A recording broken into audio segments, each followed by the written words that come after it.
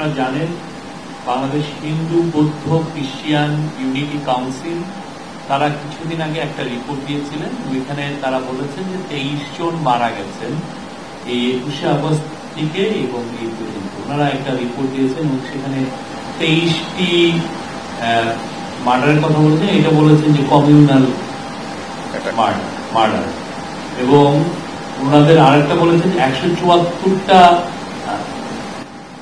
অ্যাটাকের কথা ওনারা বলেছেন, ইনসিডেন্টের কথা বলেছেন।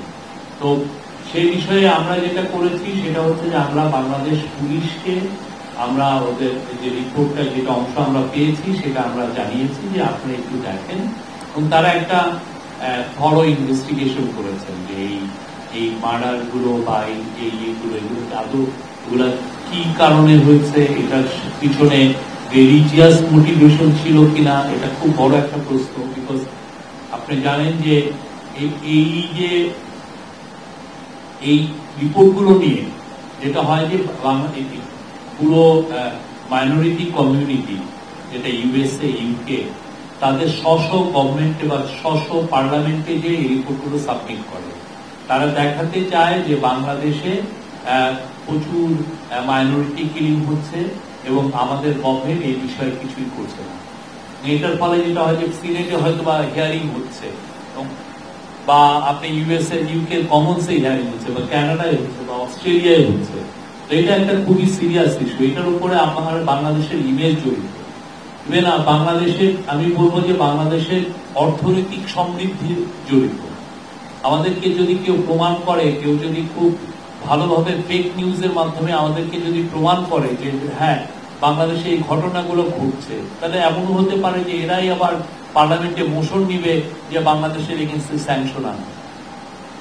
ফলে এই যে রিপোর্টগুলো খুব সিরিয়াস রিপোর্ট। আপনি জানেন ফেক নিউজ কি করতে পারে, আপনারা একটা দেখছেন যে আমরা এই বছর এই যে ড্যাভোসে প্রফেসর ইউনুস অনেকের সাথে কথা বলেছেন, তার মধ্যে একটা ইম্পর্টেন্ট মিটিং ছিল মিউনিক সিকিউরিটি কনফারেন্সের অ্যাম্বাসেডর হাউসম্যানের সাথে। উনি বললেন যে দেখো তোমরা কিন্তু ফেক নিউজ, মিসইনফরমেশন, ডিসইনফরমেশন খুবই সিরিয়াসলি নিবা, আমাদেরকে বলছে তোমরা এটা নিতেই হবে। এক ফেক নিউজের কারণে তারা বললো যে এই যে রোহিঙ্গা যে ক্রাইসিসটা হয়েছিল, এটা হচ্ছে মায়ানমারে এবং রাখাইনে দিনের পর দিন, weeks after week, months after months, যে ওরা ফেক নিউজ ফেসবুকের মাধ্যমে বা অন্যান্য সোশ্যাল মিডিয়ার মাধ্যমে রোহিঙ্গাদের উপরে যে ফেক নিউজগুলো করেছে, তার আলটিমেট রেজাল্ট হচ্ছে যে তারা মিলিটারি ক্র্যাকডাউন করে রোহিঙ্গাদেরকে বের করে দিয়েছে, এবং আমাদের এখন বাংলাদেশে 10 লক্ষ রোহিঙ্গা আমাদের এখানে আছে। এটা হচ্ছে ফেক নিউজ। ওরা বলে যে দেখো ফেক নিউজ কি করতে পারে দেখো। তো ঠিক তেমনি আমরা যে রিপোর্টটা ওনারা দিয়েছেন সেটা আমরা পুলিশকে দিয়েছিলাম, সেটার উপরে আমাদের ডেপুটি প্রেস সেক্রেটারি এটার উপরে বলবেন। আমি জাস্ট আপনাদেরকে একটু প্রাসঙ্গিকতা বললাম। আর আমরা এট দ্য সেম টাইম আমরা সবাইকে অনুরোধ করব, আপনারা যারা ভালো মিডিয়াম আছে, ইন্ডিপেন্ডেন্ট নিউজ হাউস আছেন, টিভি হোক, ওয়েবসাইট হোক বা নিউজ পেপার হোক, আমরা চাই যে আপনারাও এটা নিজের থেকে ইনভেস্টিগেট করে দেখেন কি হয়েছে, কি কারণে মারা গেল। যে নাম্বার 23টা মৃত্যুর কথা ওনারা বললেন, কি কারণে মৃত্যুগুলো হলো। আমরা সবাইকে অনুরোধ করছি, এবং আমরা বাংলাদেশের লোকাল যারা হিউম্যান রাইটস গ্রুপ আছে তাদেরকেও বলেছি, বা ইন্টারন্যাশনাল যারা বড় হিউম্যান রাইটস গ্রুপ আছে তারাও, আমরা খুবই ওপেননেসে বিশ্বাস করি, আমরা ট্রান্সপারেন্সিতে বিশ্বাস করি।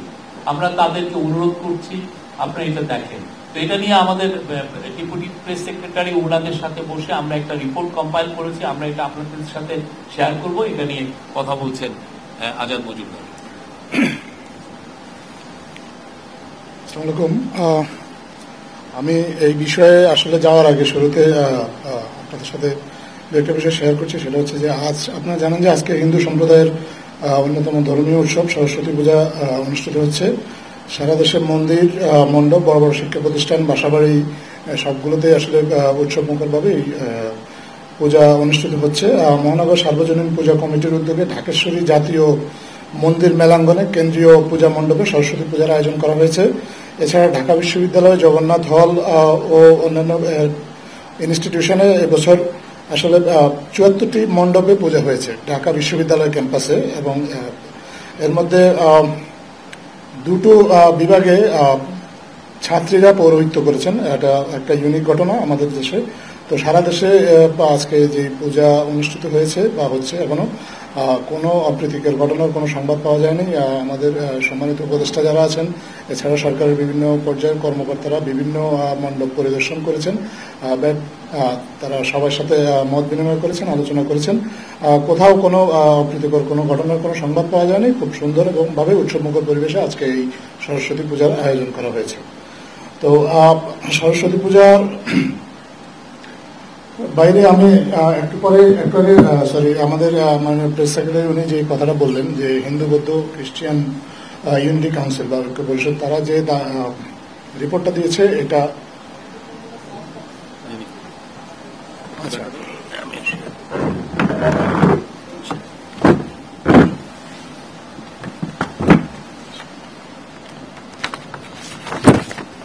আমাদের হিন্দু বৌদ্ধ খ্রিস্টান ঐক্য পরিষদের এই দাবিকে অন্তর্বর্তী সরকার অত্যন্ত গুরুত্বের সঙ্গে নিয়েছে এবং উল্লেখিত যে 23টি হত্যাকাণ্ডের কথা বলেছেন তা সরকার এই তালিকাটা সংগ্রহ করেছে। এই তালিকাটা মাননীয় প্রধান উপদেষ্টার দপ্তর থেকে পুলিশের কাছে পাঠিয়ে প্রতিটি ঘটনার প্রকৃত কারণ ও গৃহীত আইনি ব্যবস্থা সম্পর্কে জানতে চাওয়া হয়েছে। পুলিশ সদর দপ্তর থেকে জানানো হয়েছে উল্লেখিত 23টি ঘটনার মধ্যে 22টি ঘটনার প্রাথমিক কারণ সম্পর্কে পুলিশ অবগত হয়েছে এবং যথাযথ আইনি ব্যবস্থা গ্রহণ করেছে। একটি ঘটনা সম্পর্কে বিস্তারিত কোনো তথ্য পাওয়া যায়নি। যে 22টি ঘটনার বিস্তারিত তথ্য ইতিমধ্যে জানা গেছে, তার মধ্যে একটি ঘটনার সঙ্গেও সাম্প্রদায়িক কোনো সহিংসতার কোনো ধরনের সম্পর্ক পাওয়া যায় না। হত্যাকাণ্ডের মধ্যে সর্বোচ্চ 7টি চুরি ও দস্যুতার সাথে সম্পর্কিত, 4টিতে ব্যক্তিগত ও পারিবারিক কলহের ঘটনা জড়িত, 3টি ক্ষেত্রে জেনারেল ক্রাইম যেমন ধর্ষণ, অতিরিক্ত মদ পানি মৃত্যু, বিরূপ মন্তব্য করার কারণে দুই পক্ষের মারামারি থেকে মৃত্যু, 2টি দুর্ঘটনাজনিত মৃত্যু, আর 2টি হচ্ছে ব্যবসায়িক শত্রুতার জন্য মৃত্যু। একটিতে স্থানীয় সংঘাতে মারা গেছে, জমি জমার বিরোধে একটি ঘটনায় মৃত্যু হয়েছে এবং একটি আত্মহত্যার ঘটনা ঘটেছে। এই তালিকার মধ্যে এমনও ব্যক্তির আসলে নাম দেওয়া হয়েছে যিনি আসলে আহত হয়েছিলেন একটি ঘটনায় গত বছরের জানুয়ারিতে আহত হয়ে চিকিৎসাধীন ছিলেন। চিকিৎসাধীন অবস্থায় এই ডিসেম্বরে উনি মারা গিয়েছেন। কিন্তু এইটাকেও সাম্প্রদায়িক সহিংসতা হিসেবে তুলে ধরে এটাকে এই ঘটনার সাথে আগস্টের পরের ঘটনা হিসেবে এটা উল্লেখ করা হয়েছে। সরকার আসলে এই প্রত্যেকটি ঘটনায় যথাযথ গুরুত্ব দিয়ে আইনি পদক্ষেপ গ্রহণ করেছে। এই 23টি ঘটনা যেখানে আত্মহত্যা ও পানিতে ডুবে মৃত্যুর ঘটনা ঘটেছে, এই 2টি ঘটনায় পুলিশ ইতিমধ্যে চূড়ান্ত তদন্ত প্রতিবেদন দিয়েছে। অপর 21টি তদন্তাধীন মামলায় ইতিমধ্যে 47 জনকে গ্রেপ্তার করা হয়েছে এবং গ্রেপ্তারকৃতদের মধ্যে 17 জন নিজেদের দায় স্বীকার করে আদালতে 164 জেলায় স্বীকারোক্তিমূলক জবানবন্দি দিয়েছেন। প্রফেসর মোহাম্মদ ইউনূসের অন্তর্বর্তীকালীন সরকার আসলে কোনো ধরনের সহিংসতাকে সমর্থন করে না। একই সঙ্গে এই ধরনের ঘটনাকে সাম্প্রদায়িক সহিংসতা বলে যারা প্রচার করে, প্রচারকে উদ্বেগজনক বলে মনে করে। এই ধরনের বিভ্রান্তিমূলক প্রচারণা থেকে দেশে সাম্প্রদায়িক সম্প্রীতি বিনষ্টের সূত্রপাত ঘটতে পারে বিবেচনায় সরকারের পক্ষ থেকে সকলকে আরো দায়িত্বশীল হওয়ার আহ্বান জানানো হয়েছে। একটা জিনিস আমি আপনাদের সাথে একটু পরেই আমি ডাটাটা শেয়ার করে দেব, সেটা হচ্ছে আমরা এই 23টি ঘটনার পাশাপাশি জেনারেল যে আমাদের গত 4 মাসে সারা দেশে সংঘটিত হত্যাকাণ্ডের একটা সেপ্টেম্বর থেকে ডিসেম্বর হত্যাকাণ্ডের একটা তালিকাও সংগ্রহ করেছি। এই হত্যাকাণ্ডের মধ্যেই আসলে এই 23টি হত্যাকাণ্ড অন্তর্ভুক্ত। 23টি না, সরি 22টি, একটি তো আসলে গত জানুয়ারির ঘটনা। তো সেখানে দেখা গেছে যে পুলিশের যে ডাটা তাতে দেখা গেছে যে গত আসলে 5 বছরের মধ্যে এই বছরই এই গত 4 মাসে সেপ্টেম্বর থেকে ডিসেম্বরে সবচেয়ে কম হত্যাকাণ্ড সংঘটিত হয়েছে। আমাকে একটু সময় দেন, আমি আপনাদেরকে পরিসংখ্যানটা বলছি এবং পরবর্তীতে এই পরিসংখ্যানটা আমি আপনাদের সাথে শেয়ার করব আমাদের নিজস্ব হোয়াটসঅ্যাপ গ্রুপে। আমাদের পুলিশের দেওয়া তথ্য অনুযায়ী দেখা গেছে যে আসলে 2020 সালে সংঘটিত হত্যাকাণ্ড এই 4 মাসে সেপ্টেম্বর থেকে ডিসেম্বর 1113, 2021 সালে 992, 2022 সালে 1015, 2023 সালে 958 এবং 2024 সালে সেপ্টেম্বর থেকে ডিসেম্বরে সারা দেশে বিভিন্ন ঘটনায় হত্যাকাণ্ড সংঘটিত হয়েছে 947। এটাকে আমরা মনে করি যে আইন শৃঙ্খলা পরিস্থিতি উন্নতির একটা লক্ষণ। আপনারা জানেন যে বর্তমান অন্তর্বর্তীকালীন সরকার অত্যন্ত চ্যালেঞ্জিং একটা মুহূর্তে দায়িত্ব গ্রহণ করেছে। দায়িত্ব গ্রহণ করার পর আইন শৃঙ্খলা পরিস্থিতিকে নিয়ন্ত্রণে আনার জন্য সরকারকে যথেষ্ট কাজ করতে হয়েছে এবং ব্যাগও পেতে হয়েছে। তারপরেও এই পরিসংখ্যান আসলে সাক্ষী দিচ্ছে যে সরকারের যে উদ্যোগগুলো সেগুলো কিছুটা হলেও সফলতা পেয়েছে। আইন শৃঙ্খলা পরিস্থিতি নিয়ে আজকে উচ্চ পর্যায়ের একটা বৈঠক হয়েছে, আপনারা জেনেছেন। এর মধ্যেই আমরা আপনাদের সাথে এই বিষয়ে আমাদের নিজস্ব যে হোয়াটসঅ্যাপ গ্রুপ আছে সেখানে শেয়ার করেছি। আমি এখন আমার প্রেস সেক্রেটারি ওনাকে অনুরোধ করব এই বিষয়ে যে আপডেটটা সেটা আপনাদের সাথে একটু শেয়ার করার জন্য। ধন্যবাদ। আজকে একটা বড় একটা মিটিং হয়েছে, হাই পাওয়ার মিটিং। সেখানে চিফ অ্যাডভাইজার উনি এটা প্রিসাইড ওভার করেছেন এবং মিটিং এ হোম অ্যাডভাইজার ছিলেন, তারপরে special assistant to chief adviser Khodabux Chowdhury সাহেব ছিলেন, হোম সেক্রেটারি ছিলেন, র্যাবের চিফ ছিলেন, ডিএনপি চিফ ছিলেন, পুলিশের চিফ ছিলেন, কোস্ট গার্ডের চিফ ছিলেন, বিজিবি চিফ ছিলেন, ওনারা সবাই ছিলেন এবং এইটার উপরে আমরা একটা প্রেস দিয়েছি। তো এই পুরোতে গত 6 মাসে এই গভর্নমেন্ট তো প্রায় 6 মাস হলো, 6 মাসে ল অ্যান্ড অর্ডার সিচুয়েশনটা রিভিউ করা হয়েছে। অনেকগুলো কথা এসছে, তার মধ্যে একটা উল্লেখযোগ্য হচ্ছে প্রফেসর ইউনুস বলেছেন যে অনলাইনে কিভাবে এফআইআর মানে ফার্স্ট ইনফরমেশন রিপোর্ট, যেটা আমরা বলি যে প্রাইমারি কেস, এটা কিভাবে ফাইল করা যায় সেটার বিষয়ে উদ্যোগ নিতে। তো এটা খুব শীঘ্রই আপনারা শুনবেন যে এটার উদ্যোগটা এসছে। তো এই অনলাইনে অনেকে হয়তো দিতে পারবে না, সেদের তার জন্য একটা সেন্ট্রালি একটা কল সেন্টারও করার কথা বলা হয়েছে, যে আপনি একটা অনলাইনে একটা এফআইআর করতে চাচ্ছেন, বিকজ কিন্তু আপনি দেখছেন যে নিয়ম কানুন গুলো কিরকম, তাহলে সেই ক্ষেত্রে আপনার জন্য একটা হান্টিং নাম্বার থাকে। আপনি যেমন 999 আছে, আপনি যে কোনো কমপ্লেনের ক্ষেত্রে এখানেও একটা বিশেষ নাম্বার থাকবে, সেখানে আপনি 111 হতে পারে, আপনি ফোন দিলে আপনাকে ওরা গাইড করবে যে কিভাবে আপনি কেস করবেন। তো আপনি ধরেন আপনি ঢাকায় আছেন বা আপনি যেখানে আছেন বা বাসা থেকে অনেকে বের হতে পারছেন না ভয়ে, আপনি বাসা থেকেও আপনি দিতে পারবেন। আমরা দেখেছি যে অনেক ক্ষেত্রে যারা কেস দিতে চান তারা থানায় যে এক ধরনের হ্যারাসমেন্টের শিকার হন বা এমন অনেক ক্ষেত্রে তাদের কাছ থেকে কিছু এক্সটর্শন করা হয়। তো সেই জিনিসগুলো যাতে না হয়, আপনার যাতে সরাসরি আপনি নিজে এটা কেস করতে পারেন অনলাইন করে, সেটা একটা খুব আপনারা শীঘ্রই এটা দেখবেন।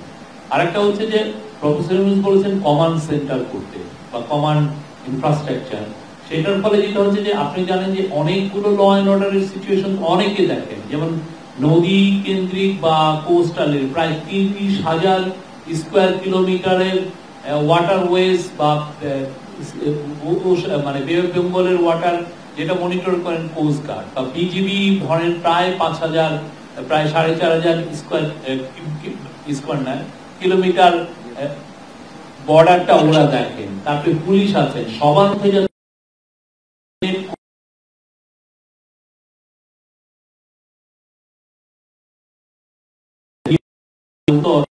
কর্পোরেটে যে মেট্রোপলিটন পুলিশ আছে সবার সাথে কোঅর্ডিনেট করে একটা কমান্ড স্ট্রাকচার থাকবে, সেখান থেকে যাতে খুব intensively law and order situation 24/7 যাতে মনিটর করা যায়। কিছু একটা হলে যাতে সমস্ত রিসোর্স নিয়ে গভর্নমেন্টের ল অ্যান্ড অর্ডার সংক্রান্ত যতগুলো এজেন্সি যাতে কাজ করতে পারে, সেটার জন্য একটা কমান্ড সেন্টার করার কথা বলেছেন। মূল উদ্দেশ্য হচ্ছে ল অ্যান্ড অর্ডার সিচুয়েশনটা তো ইমপ্রুভ হচ্ছে, যার আরো একটু ইমপ্রুভ হয়।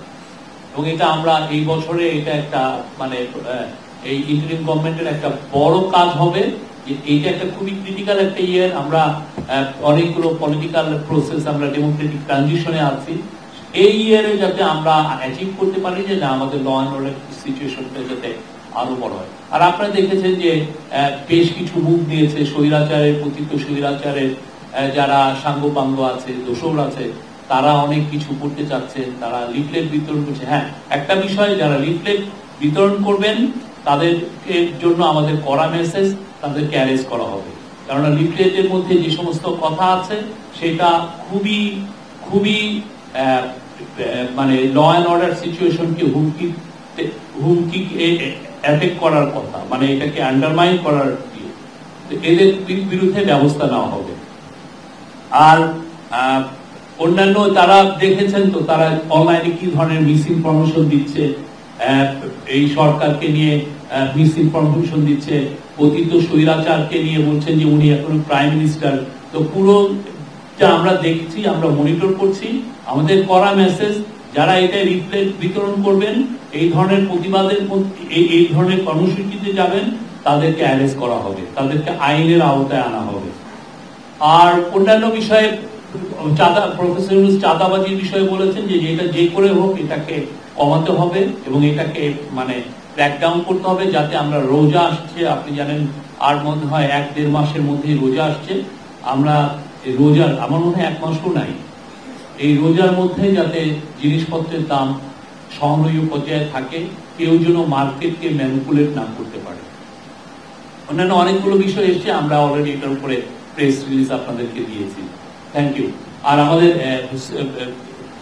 সুচিস্মিতা তিথি আছেন, উনি আজকে অনেকগুলো পূজা মণ্ডপে গিয়েছেন, তো আমরা শুনবো উনি কি করেন। আপনারা জানেন আজকে সরস্বতী পূজা আয়োজিত হচ্ছে সারা দেশে, এবং এই পূজাটি সারা দেশের শিক্ষা প্রতিষ্ঠান, বাসা বাড়ি এবং পূজা মণ্ডপগুলোতে আয়োজিত হয়ে থাকে। এটা একটা হিন্দু ধর্মের অন্যতম বড় উৎসব, এবং আজকে আমি সারাদিনই বিভিন্ন পূজা মণ্ডপে ছিলাম, এবং আমাদের উপদেষ্টা সহ বিভিন্ন সরকারি কর্মকর্তারা পূজা মণ্ডপ পরিদর্শন করেছেন, এবং আমরা দেখেছি যে সবখানেই খুব আনন্দ উৎসবের সঙ্গে পূজা পালিত হয়েছে। ঢাকা বিশ্ববিদ্যালয় জগন্নাথ হলে এই বছর ৭৪টা পূজা মণ্ডপে পূজা হচ্ছে, এবং আমি দেখেছি যে প্রশাসনের লোকজন থেকে শুরু করে আইন শৃঙ্খলা বাহিনীর লোকজন সবাই খুব নিরলস ভাবে আসলে পরিশ্রম করেছেন পূজাটা যেন নির্বিঘ্নে পালিত হয়। এখনো পর্যন্ত কোনো অপ্রীতিকর ঘটনার কথা আমরা শুনতে পাইনি, আশা করি অনেক কিছু হবে না। এখনো আয়োজন চলছে সবখানে, এবং সেই কারণে বিভিন্ন রাস্তায় জ্যাম আছে। আর এই বছর যেটা খুব পজিটিভ ভাবে দেখলাম সেটা হচ্ছে ঢাকা বিশ্ববিদ্যালয়ের 2টি বিভাগের পূজা মণ্ডপ এবং জগন্নাথ বিশ্ববিদ্যালয়ের 1টি বিভাগের পূজা মণ্ডপে নারী শিক্ষার্থীরা পৌরোহিত্য করেছেন। এটা খুবই মানে প্রচলিত প্রথা ভেঙে নারীরা পুজো পরিচালনা করছেন, এটা খুবই ইতিবাচক একটা দৃষ্টান্ত বলে আমি মনে করি, এবং আমরা আসলে প্রেসিডেন্টের পক্ষ থেকে শিক্ষার্থীদেরকে আন্তরিক অভিনন্দন এবং শুভকামনা জানাতে চাই যে এরকম একটা খুব পজিটিভ ইনিশিয়েটিভ ওনারা নিয়েছেন। এটা খুবই আছে না, হিন্দু ধর্মের শাস্ত্রে কোথাও কিন্তু দেখা নেই যে নারীরা পূজা করতে পারবেন না। সরস্বতী বিদ্যাদেবী তিনি নারী পুরুষ সবাইকেই জ্ঞানের জন্য আশীর্বাদ করেন, সুতরাং শুধুমাত্র পুরুষেরা পূজা করবে, নারীরা পূজা করতে পারবে না এমনটা কিন্তু কোথাও নেই। তো এটা খুবই ইতিবাচক ভাবে আমার চোখে পড়লো। আমি নিজেও যেখানে আজকে অঞ্জলি নিয়েছি সেখানেও একজন নারী পুরোহিত ছিলেন, এবং আমি দেখলাম যে যারাই ওই দেখেছেন যে একজন নারী পূজা করছেন, তারা মানুষজন এবং ছোট ছোট শিশুরাও খুব আনন্দিত হলেন দেখে। এটা খুবই একটা পজিটিভ সাইন বলে আমরা মনে করি। আর আজকে সরস্বতী পূজায় আসলে সকল হিন্দু ধর্মের শিক্ষার্থীদেরকে এবং যারা এই বসন্ত পঞ্চমীটি পালন করে থাকেন, আনন্দে উদযাপন করে থাকেন, তাদের সবাইকে আমরা শুভেচ্ছা এবং শুভকামনা জানাতে চাই। Thank you. Any question? প্রশ্ন সেটা হচ্ছে, আপনারা যে তথ্য দিয়েছেন যে 23 জন নিহতের প্রতিবেদন দিয়েছেন হিন্দু বৌদ্ধ খ্রিস্টান ঐক্য পরিষদের নেতারা, তো সেখানে আইনশৃঙ্খলা বাহিনী মহাতে বলেছেন যে এটা ভুল তথ্য, মিথ্যা তথ্য দিয়েছে। তাহলে এইটাকে হিন্দু বৌদ্ধ খ্রিস্টান পরিষদের এই তথ্য দেওয়াটাকে, এই ধরনের একটা প্রতিবেদন প্রকাশ করাকে রাষ্ট্রের বিরুদ্ধে ষড়যন্ত্র মনে করছেন কিনা, এবং যদি সেটা হয়ে থাকে তাহলে তাদের বিরুদ্ধে কি ধরনের ব্যবস্থা নেওয়া হবে? ধন্যবাদ। আসলে আমাদের প্রধান দায়িত্ব হচ্ছে যে এই যে ঘটনাগুলো ঘটেছে এগুলো মৃত্যুটাকে তো আসলে আমরা কোনো ডিনাই করছি না যে এই লোকগুলো মারা গিয়েছেন। আমাদের প্রধান দায়িত্ব হচ্ছে তাদের পরিবারের জন্য বিচার নিশ্চিত করা। পুলিশ তদন্ত করে যেটা দেখেছে এটাতে সাম্প্রদায়িক সহিংসতা ছিল কিনা, সরকারের তদন্তে বা পুলিশের তদন্তে সাম্প্রদায়িক সহিংসতার কোনো আলামত বা এ ধরনের কোনো কিছু পাওয়া যায়নি। কিন্তু তারা যে খুন হয়েছেন এটা সত্য, এবং এই বিষয়ে তদন্ত বেশিরভাগ মামলাতে চলমান আছেন। আত্মহত্যা বা পানিতে ডুবে 2টা ঘটনার বাদে বাকিরা কিভাবে মারা গেছেন, কারা তাদের খুনের জন্য দায়ী, দেশের অন্য যে কোনো ক্রাইমকে পুলিশ যেভাবে তদন্ত করে এবং বিচারের আওতায় আনে, আমাদের অন্তর্বর্তীকালীন সরকার এই ঘটনাগুলোর ক্ষেত্রেও আসলে ঠিক সেই প্রক্রিয়া অনুসরণ করে তদন্ত করবে এবং যারা দোষী তাদেরকে শাস্তির মুখোমুখি করবে। সরকার এটা নিয়ে সবচেয়ে বেশি চিন্তিত। আর হিন্দু বৌদ্ধ খ্রিস্টান ঐক্য পরিষদ তারা আরও যে 174টি ঘটনার কথা বলেছে সরকার পক্ষ থেকে, আসলে পুলিশকে বলা হয়েছে এই ঘটনাগুলো আসলে তদন্ত করে দেখা হোক যে এটার মধ্যে আসলে কোনো সাম্প্রদায়িক সহিংসতা আছে কিনা। আমরা হিন্দু বৌদ্ধ খ্রিস্টান ঐক্য পরিষদ তাদেরকে আহ্বান জানিয়েছি, তারাও যেন পরবর্তীতে আরও সতর্কভাবে এই জিনিসগুলো আহ্বান করেন দেখেন, কারণ তারা কিন্তু তাদের সংবাদ সম্মেলনে একটা কথা বলেছে যে তারা এই প্রতিবেদনগুলো নিয়েছে গণমাধ্যম থেকে, বিভিন্ন গণমাধ্যম থেকে, কিন্তু আমরা যেটা দেখেছি যে কোনো গণমাধ্যমেই কিন্তু এই ঘটনাগুলোকে আসলে সাম্প্রদায়িক সহিংসতা হিসেবে চিত্রিত করা হয়নি, এগুলোকে জেনারেল ক্রাইম হিসাবেই দেখা হয়েছে। তো আমাদের দিক থেকে আপাতত তাদের কাছে আহ্বানটা হচ্ছে তারা যেন আরেকটু বস্তুনিষ্ঠভাবে এবং আরেকটু নিবিড়ভাবে এগুলো দেখে আসলে যেটা প্রকৃত সত্য সেটা যেন সবার সামনে তুলে ধরে।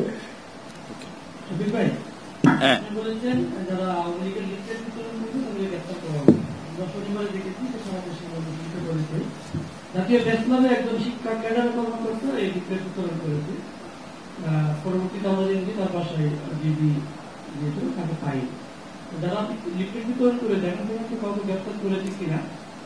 আমরা বেশ কিছু লিফলেট বিতরণ যারা করেছেন বেশ কিছু আমরা গ্রেফতার করেছি, আর যারা লিফলেট বিতরণ করেছে আমরা শুনেছিলাম যে ঢাকায় তারা 70টা জায়গায় লিফলেট বিতরণ করবেন। আমাদের যেগুলো আমরা ইন্টেলিজেন্স গ্যাদারিং যেটা হয়েছে, আমরা যেটা জেনেছি 3টা জায়গায় ওরা করতে চেষ্টা করেছে এবং সেখানে অ্যারেস্ট আছে।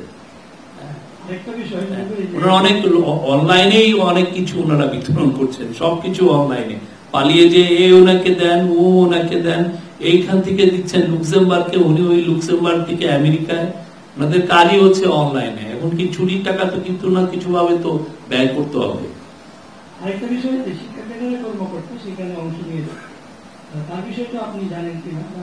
আমরা সেই বিষয়ে আমরা অবশ্যই এগুলো বিষয়ে আমরা সিরিয়াসলি নিচ্ছি আমরা, এবং ওনার যে বক্তব্য যেগুলো পত্রিকায় আসছে বা ওয়েবসাইটে আসছে সেগুলো আমরা খতিয়ে দেখছি তিনি আসলে এই সমস্ত কথা বলেছেন কিনা, প্লাস ওনার ফেসবুকের কিছু কিছু উদ্ধৃতি এসছে, আমরা প্রত্যেকটা জিনিস খতিয়ে দেখছি। আপনার কোটা শেষ, আরেকজন একটু প্লিজ অন্য আরেকজনকে দিয়ে এই কোশ্চেনটা করেন, আপনি অন্য আরেকজনকে দিয়ে এই কোশ্চেনটা করেন।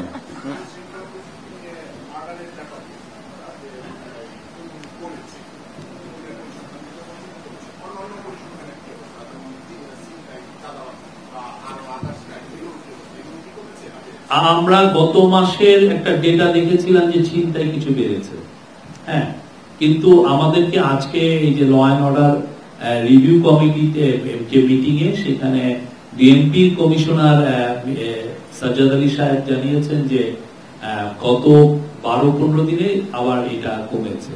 আমরা স্পেশাল কিছু মেজার নিয়েছি, স্পেশাল টহলটা বাড়ানো হয়েছে, পুলিশের মধ্যে মনোবল ফিরে এসছে এবং আমরা নিশ্চিত যে এটা সামনে এটা আরো রেজাল্ট আপনারা দেখবেন। শহীদ ভাই, আমার নাম কাউসার আজম, আমি নয়াদিগঞ্জে আছি। বর্তমান সরকারের আমলে একটি বিচার বহির্ভূত হত্যাকাণ্ড হয়েছে, যুবদলের এক নেতা কিছুদিন আগে মারা গেছেন। এই বিষয়টি নিয়ে যদিও আপনারা বিবৃতি দিয়েছেন, এটা নিয়ে আপনাদের কোনো আরো ব্যাখ্যা আছে কিনা? আমাদের আসলে এই যে বিবৃতি দিয়েছি এর বাইরে এই মুহূর্তে এটা নিয়ে আর অ্যাড করার কিছু নেই। আর কোনো? আমি তানিম, আজকের পত্রিকা। তিতুমির কলেজের শিক্ষার্থীরা গত কয়েকদিন ধরে আন্দোলন করছে, এখন তারা মহাখালী রেলওয়েতে অবস্থান নিচ্ছে, এই বিষয়ে আসলে সরকারের ইয়েটা কি? এ বিষয়ে আমাদের মাননীয় শিক্ষা উপদেষ্টা ইতিমধ্যে সরকারের অবস্থান স্পষ্ট করেছেন এবং সরকারের অবস্থান উনি যেটা জানিয়েছেন সেইটাই আছে এবং এটা অপরিবর্তিত আছে। এর বাইরে সরকার এই মুহূর্তে নতুন করে আর কোনো সিদ্ধান্ত নেয়নি।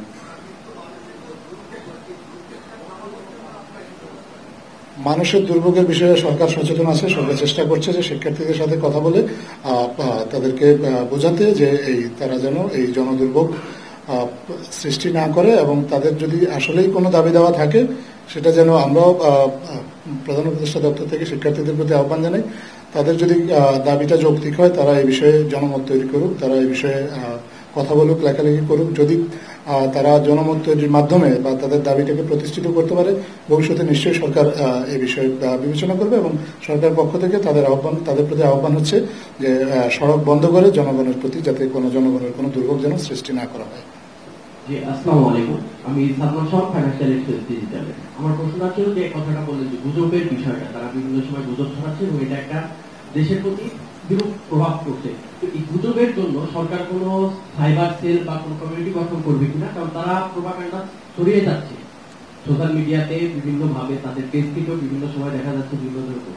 তো এর বিরুদ্ধে সরকার কি কোনো ব্যবস্থা নেবে, সাইবার সেল গঠন করবে কিনা? আমাদের অলরেডি তো আপনারা দেখেছেন চিফ অ্যাডভাইজারের অফিসের থেকে আমরা প্রেসিং এর থেকে একটা সিএ ফ্যাক্টস নামে একটা আমরা করেছি। সেখানে আমরা প্রতিদিনই কিছু না কিছু আমরা ফেক নিউজকে ডিবাঙ্ক করছি।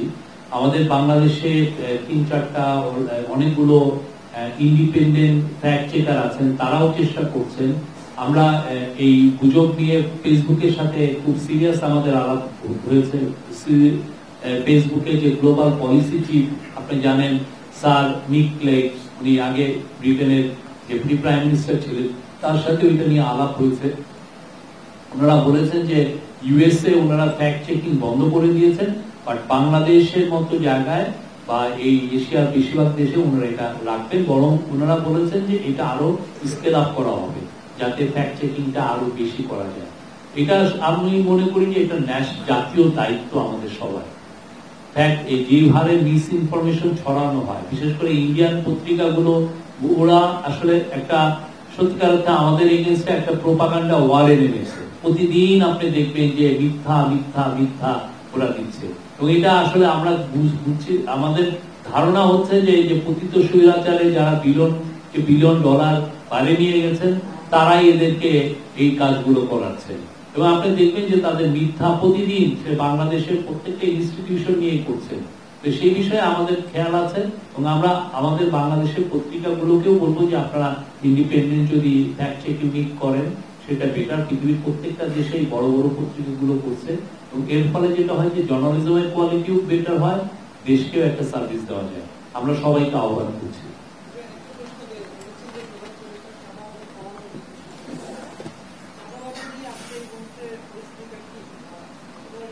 আপনারা দেখেছেন তো জিনিসপত্রের দাম কমে এসছে, তো সেটার ওয়ান অফ দ্য রিজন হচ্ছে যে আমরা তো চাঁদাবাজদেরকে টার্গেট করছি। আমরা দেখছি কোথায় কোথায় তারা সক্রিয়, কোথায় কোথায় আসলে তারা মার্কেটকে ম্যানিপুলেট করে, বা কোথায় কোথায় ট্রাক থামান, এই জায়গাগুলো আইডেন্টিফাই হচ্ছে। আমরা চেষ্টা করছি আমাদের ল অ্যান্ড অর্ডারের যারা ল এনফোর্সিং এজেন্সিগুলো আছে তারা দেখছেন কোথায় কোথায় কোন কোন জায়গায় ভালনারেবল, এই প্রত্যেকটা বিষয়েই তারা সিরিয়াসলি দেখছেন। এবং আপনি আমরা চিফ অ্যাডভাইজার আজকে বলেছেন যে যাতে রোজার আগেই এ বিষয়ে আরো বড় রকমের ইমপ্রুভমেন্ট হয়।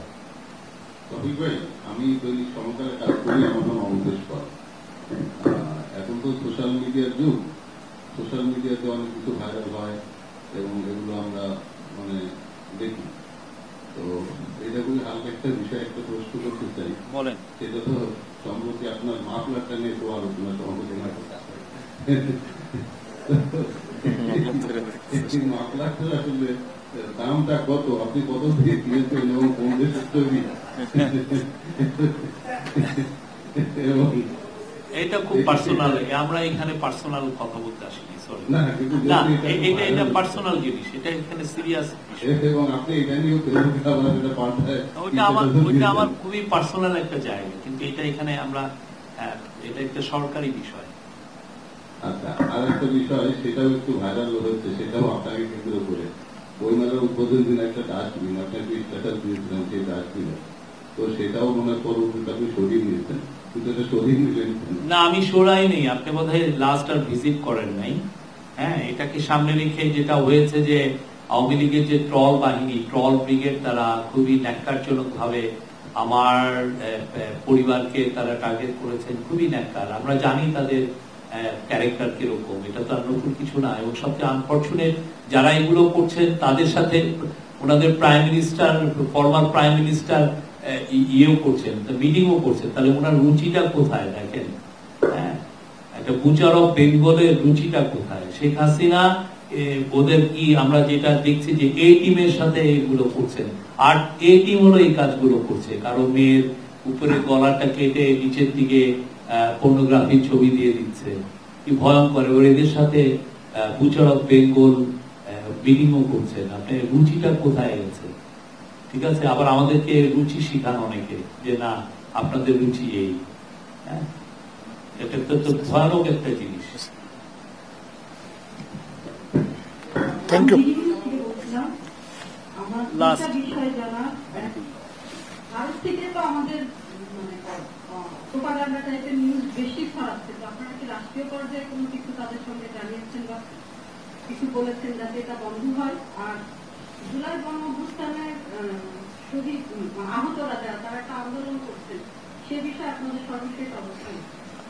আমাদের আপনার দ্বিতীয় প্রশ্নটা আমাদের ডেপুটি প্রেস সেক্রেটারি বললেন। আমি প্রথমটা বলি যে এই বিষয় নিয়ে কিন্তু আলাপ হয়েছিল। আপনি জানেন ভারতীয় ফরেন সেক্রেটারি বিক্রম মিস্ত্রি এসেছিলেন, উনি কিন্তু এই বিষয়টা যখন আলাপ হয় তখন উনি বলছিলেন যে এটার সাথে ভারতীয় গভর্নমেন্ট এটার সাথে নাই, এটা ইন্ডিয়ান মিডিয়ার এটা বিষয়, ওনারা ইন্ডিয়ান মিডিয়াকে আসলে ইন্টারভেন করেন না। হ্যাঁ, আমরা যখন টেবসে গিয়েছিলাম আমরা দেখলাম যে অনেক বড় বড় সাংবাদিক তারাও বলছেন যে ইন্ডিয়া থেকে এটা হচ্ছে কিভাবে হয়, তারা অবাক হয়ে যাচ্ছে কি ভয়ানক রকমের নিউজ ওইখান থেকে মানে মিস ইনফরমেশন ছড়াচ্ছে। বিকজ সবাই তো প্রফেসর ইউনুসকে চিনেন, ঠিক না? এই অ্যাডমিনিস্ট্রেশন একটা ট্রান্সপারেন্ট ওপেন একটা অ্যাডমিনিস্ট্রেশন, তারা দেখছেন যে বাংলাদেশ কি করছে, কোথায় যাচ্ছে, যে ধরনের ভয়ানক নিউজ গুলো ছড়াচ্ছে তাদের কাছে অবাক হচ্ছে যে এটা কিভাবে ইন্ডিয়া থেকে ছড়ানো হচ্ছে। আর বাকিটা এটা সেকেন্ড কোশ্চেন, ওনার সেকেন্ড কোশ্চেনটা আগে।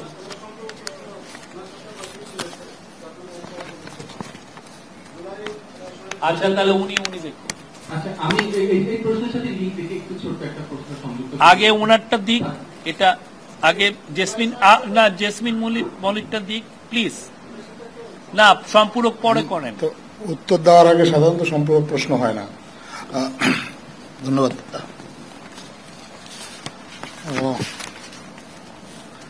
জুলাই বিপ্লবে যারা আহত তাদের প্রতি সরকার খুবই সহানুভূতিশীল এবং তাদের সুচিকিৎসার নিশ্চিত করার জন্য সরকার খুবই আন্তরিকভাবে কাজ করছে। তারপরেও কারো কারো মধ্যে কিছু কিছু হতাশা বা কিছু অস্থিরতা কাজ করছে, এটা তাদের বিষয়টা সরকার সম্পূর্ণভাবে সচেতন আছে এবং তাদের যাতে সুচিকিৎসা নিশ্চিত করা যায় এটা সরকার দেখছে। এই বিষয়ে ইতিমধ্যে অনেক কাজ করা হয়েছে, আপনারা এর মধ্যে হয়তো জেনেছেন সরকারের পক্ষ থেকে 30 জনকে বিদেশে উন্নত চিকিৎসার জন্য পাঠানো হয়েছে এবং তাদের পিছনে প্রায় 20 কোটি টাকার মতো সরকার ব্যয় হয়েছে। এমনও আহত আছেন যাদের একজনের চিকিৎসার্থেই সরকার প্রায় 6 কোটি টাকার মতো ব্যয় করেছেন। বিদেশ থেকে, সিঙ্গাপুর থেকে এবং অন্যান্য দেশ থেকে ডাক্তাররা এসেছেন, তারাও দেখছেন এবং তারা পরামর্শ দিয়েছেন আরও কয়েকজনের ব্যাপারে যাতে তাদেরকে বিদেশে পাঠিয়ে উন্নত চিকিৎসার ব্যবস্থা করা যায়, সেই বিষয়টাও প্রক্রিয়াধীন আছে। এছাড়া আহতদের এবং নিহতদের যে পরিবার যারা আছে, পরিবারের সদস্যদের পুনর্বাসনের জন্য সরকার ইতিমধ্যে প্রায় 65 কোটি টাকা বিতরণ করেছে জুলাই ফাউন্ডেশনের মাধ্যমে। জুলাই ফাউন্ডেশনের মাধ্যমে এই টাকাটা বিতরণ করা হয়েছে এবং প্রায় 3000-এর অধিক আহত যারা আছেন তাদেরকে আসলে আর্থিক সহযোগিতা দেওয়া হয়েছে সরকারের পক্ষ থেকে। ধন্যবাদ।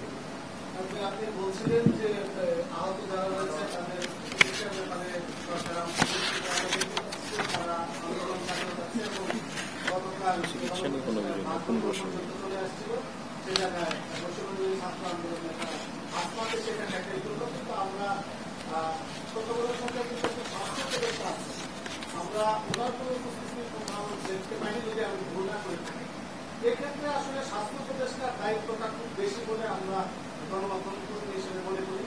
আপনারা সরকারের পক্ষ থেকে কি মনে করেন, তিনি তার দায়িত্ব সঠিকভাবে পালন করতে পারছেন? স্বাস্থ্য উপদেষ্টা মাননীয় ওনার দায়িত্ব আসলে তাদের যারা আহত হয়েছেন তাদের সুচিকিৎসা নিশ্চিত করা, তাদের সান্ত্বনা দেওয়া না। উনি তাদের সুচিকিৎসা নিশ্চিত করার জন্য যা যা প্রয়োজনীয় আছে প্রয়োজনীয় ব্যবস্থাগুলো নিচ্ছেন এবং এ বিষয়ে উনি মাননীয় প্রধান উপদেষ্টার সাথেও নিয়মিত যোগাযোগ রক্ষা করছেন। আজকেও উনি চিকিৎসার বিষয়ে যে অগ্রগতি আছে, জুলাই বিপ্লবে যারা আহত তাদের যে অগ্রগতিটা এসে উনি মাননীয় প্রধান উপদেষ্টাকে অবহিত করেছেন এবং তার কাছ থেকে এই বিষয়ে দিক নির্দেশনা নিয়েছেন। ধন্যবাদ। আমি একটা প্রশ্ন রাখছি, আমি মেহেদী হাসান, একাত্তর টিভিতে আছি। আমার একটা প্রশ্ন, সেটা হচ্ছে যে এই জুলাই গণঅভ্যুত্থানে যারা আহত হয়েছে তারা কিন্তু বিশেষ করে চক্ষু বিজ্ঞান ইনস্টিটিউট এবং নিউরোসায়েন্স হাসপাতালে খুব খারাপ অবস্থায় আছে। যাদের চক্ষু বিজ্ঞান ইনস্টিটিউটে আমি ফলো আপে রিপোর্ট করি, তো ওদের দেখেছি যে যেসব সিলেটগুলো এখনো ঢুকে আছে এবং সেগুলো বের করলে আরো ক্ষতিগ্রস্ত হচ্ছে এবং তাদের বেশিরভাগের বয়স হচ্ছে 25 বছরের নিচে। তো কিছু সমন্বয়কের সাথে আমার কথা হয়েছে, তারা বলছে যে স্বাস্থ্য উপদেষ্টা এবং সচিবদের স্বাস্থ্য সচিব পর্যায়ে কিছুটা ভুল বুঝাবুঝি বা আমি মানে ওদের কথা হচ্ছে সমন্বয়হীনতা। এটা কি আসলে সমন্বয়হীনতা দায় না এটা আসলে সমাধানটা কোথায়? যে এই রোগীদের যত দেরি করা হবে তাদের কিন্তু ক্ষতি তত বেশি হবে, বিশেষ করে নিউরো এবং চক্ষু। আপনারা কি ভাবছেন? আমার মনে হয় কি, এটা আপনারা তো একটা সাইডের কথাগুলো শুনছেন, ঠিক না? আপনি শুনছেন যারা আহত তাদের পরিবারের সাথে কথা বলছেন, আপনার কিছু সমন্বয়কের সাথে কথা বলছেন। আমি আপনাকে রিকোয়েস্ট করব যে আমাদের মাননীয় হেলথ অ্যাডভাইজার আছেন, সেখানে স্পেশাল অ্যাসিস্ট্যান্ট উনি আছেন, আপনারা তাদের সাথে এই বিষয়গুলো আলাপ করেন না, আপনারা নিয়ে আসেন, তার বক্তব্যগুলো নেন, তারপরে দেখেন যে আপনি এই উত্তরগুলো পাচ্ছেন কিনা। আপনি তার কাছে যাওয়াটা, কারণ একটা নিউজের তো অনেকগুলো সাইড থাকে, একটা হচ্ছে যিনি ভুক্তভোগী বা যিনি সত্যিকার অর্থে আহত হলেন, যিনি ভিকটিম, তার তো একটা বক্তব্য আপনি নিচ্ছেন, হুইচ ইজ ভেরি গুড, মানে জাতির জন্য এটা একটা খুব উপকারী জিনিস। কিন্তু আপনি এট দ্য সেম টাইম ওনার কথাগুলো আবার নিয়ে আপনি আমাদের হেলথ অ্যাডভাইজার, আমাদের স্পেশাল অ্যাসিস্ট্যান্ট আপনি জানেন উনি মানে উনি পিজি হাসপাতাল বা ওই মেডিকেল ইউনিভার্সিটির উনি প্রধান ছিলেন, এই বিষয়গুলো উনি খুব ভালো জানেন। আপনি ওনাদের বক্তব্যটা নেন, নিয়ে আপনি আমার মনে হয় একটা কনভিন্সিং উত্তর পাবেন। Thank you. আমি হাসনাইন কাউন্সিল মাস্টার ডিভিশনে কাজ করি। আমার প্রশ্ন ছিল যে অবৈধভাবে ইউরোপ যাত্রা, যেটা মাদারীপুরের রাজ্যে যে এতগুলো প্রাণ চলে গেল, সেই বিষয়টা আপনারা নজরে নিয়েছেন কিনা এবং এই ঠেকানোর জন্য আপনাদের কোনো উদ্যোগ থাকবে কিনা? আপনি জানেন হিউম্যান ট্রাফিকিং নিয়ে আমাদের অনেকগুলো সেল কাজ করছে, র্যাবের সেল আছে, পুলিশের সেল আছে, সেগুলো আমরা অনেক নিবিড়ভাবে এটা নিয়ে কাজ হচ্ছে। তারপরেও দেখেন এইগুলো কাজ হয়ে যায় এবং এগুলো খুব আন্ডার দ্য রেডার, এগুলো অনেকগুলো হয়ে যায়। আমরা এটা নিয়ে আরো কাজ, আমরা আরো এটাকে আরো স্টেপ আপ করার চেষ্টা করছি, যাতে বাংলাদেশের থেকে কোনোভাবেই যেন কোনো ধরনের হিউম্যান ট্রাফিকিং না হয়।